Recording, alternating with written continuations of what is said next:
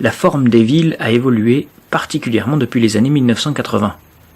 Durant le Haut Moyen-Âge, la période après l'Empire romain, la ville se définissait par ses murailles. On entrait en ville lorsqu'on franchissait les fortifications. Aujourd'hui, les limites de la ville sont difficiles à tracer. On utilise d'ailleurs de nombreuses expressions pour tenter de l'identifier. En France, la ville se définit comme une commune de plus de 2000 habitants, mais ça ne permet pas de rendre compte des différences qui peuvent exister entre une petite ville, comme Varennes-sur-Allier, une ville moyenne, comme Moulins, une grande ville, comme Clermont-Ferrand, ou une très grande ville, comme Paris.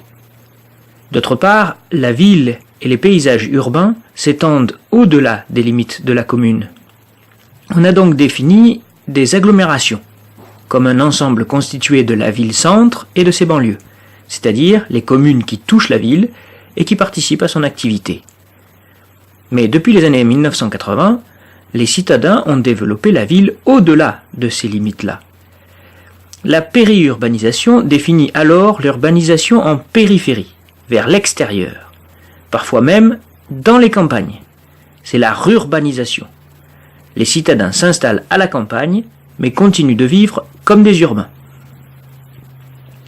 Tous ces changements impliquent naturellement des paysages variés, qui se définissent en centre, au pluriel, et en périphérie, elles aussi multiples. Dans les villes européennes, le centre est d'abord historique.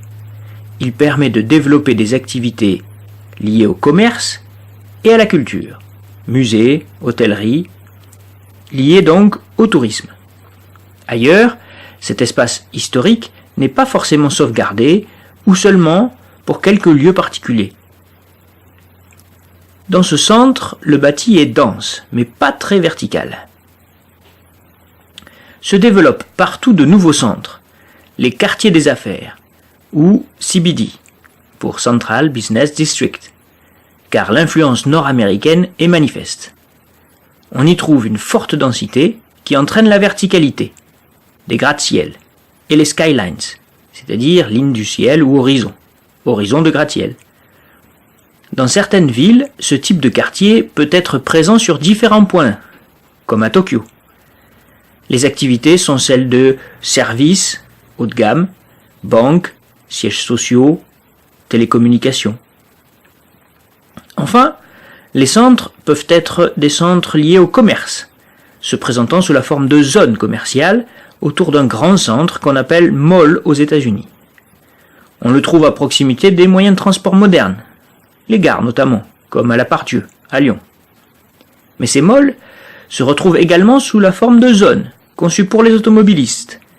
Et à ce moment-là, on est loin du centre, à proximité des échangeurs autoroutiers.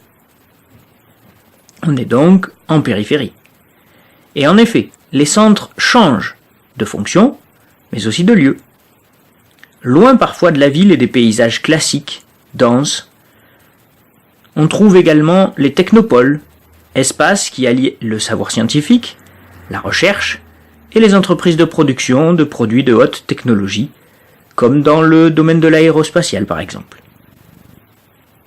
Les centres sont donc nombreux, les périphéries aussi. À proximité des centres les plus anciens, historiques ou d'affaires, se développe la banlieue dense, mais qui est souvent délaissée, car elle présente les difficultés de la ville, sans en reprendre les avantages. Il est difficile d'y circuler, mais les emplois sont moins nombreux. Ces espaces sont donc plus pauvres. Lorsque les infrastructures se développent, les projets immobiliers fleurissent, alors les riches reviennent, chassant en quelque sorte les pauvres. On parle alors de gentrification. Plus loin, s'installent les familles avec enfants, parce qu'ils veulent acquérir une maison avec jardin en zone pavillonnaire, être au calme, en sécurité, mais ils veulent rester en contact avec la ville parce que les parents y travaillent. C'est ça la périurbanisation.